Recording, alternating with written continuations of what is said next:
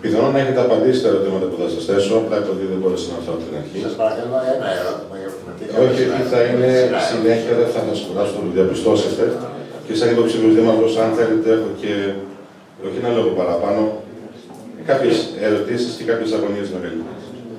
Θέλω να μου πείτε, να μου δώσετε 3 νούμερα.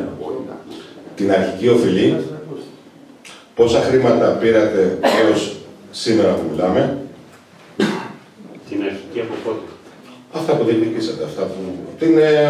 Την ημέρα που ανέλαβε ο κ. Λογοθέτης. Πόσο ήταν το υπόλοιπο, το κατάλληλο κομμάτι. Ναι.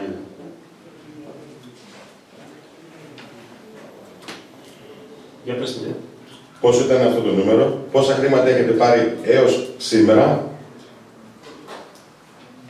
Είναι και τροφή σκέψης, αν μου δώσετε και τα νούμερα για να μπορώ να πάω παρακάτω. Τα έχετε. Έχω εδώ πέρα τα ποσά που πήρα από την περίοδο της διοίκησης Λογοθέτη. Και να έρχονται στο ποσό. Πήρα 506.000 ως εταιρεία Αλέξανδρος Τεχνική και 651.000 πήρε η τράπεζα και τα οποία ήταν...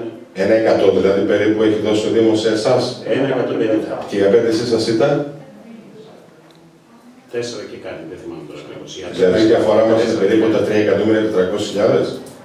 Συγγνώμη. Η διαφορά μας είναι 5 εκατομμύρια. Και έχουμε 4. Γιατί. Μισό. Γιατί δεν είμαι προετοίμαστος. Θα σας πω αμέσως. Αυτή τη στιγμή η οφειλή, με βάση τις διαταγές πληρωμής και τους στόχους που έχουν επιδικαστεί. Όχι, μιλάω σαν καθαρό υπόλοιπο. Ποιο ήταν. Σήμερα.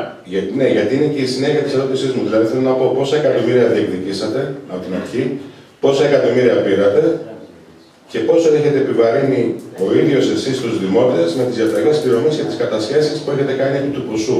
Δηλαδή το τρίτο ποσό που έχετε επιβαρύνει την εταιρεία, θα ήθελα.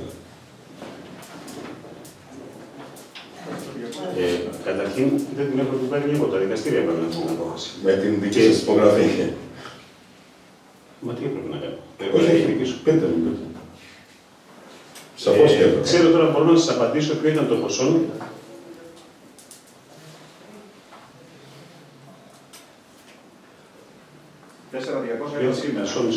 Μισό.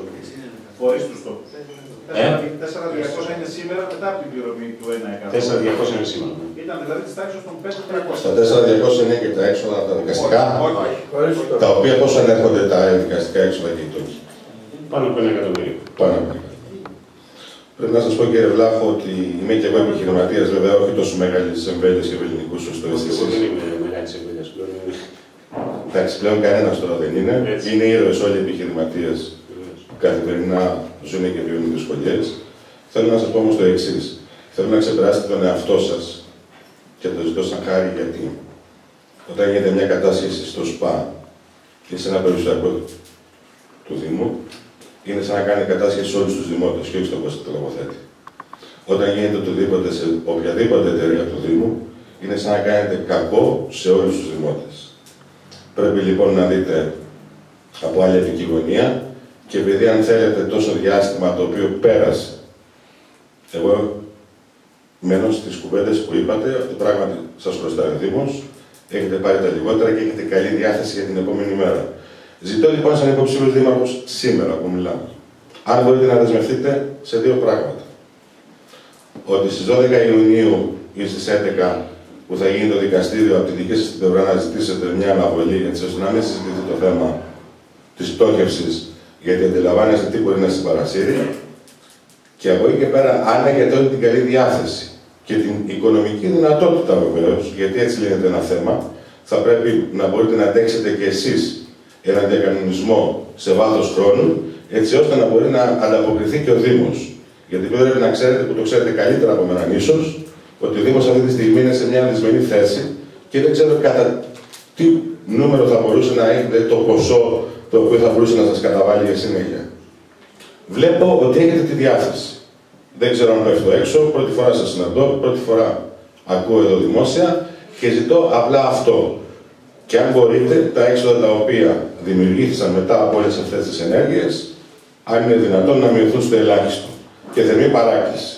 Καμία άλλη κατάσχεση και κανένα άλλο δικόγραφο, αν σας το επιτρέπουν και οι νόμοι για το Λιτράκι, για τον Δήμο μας. Ευχαριστώ.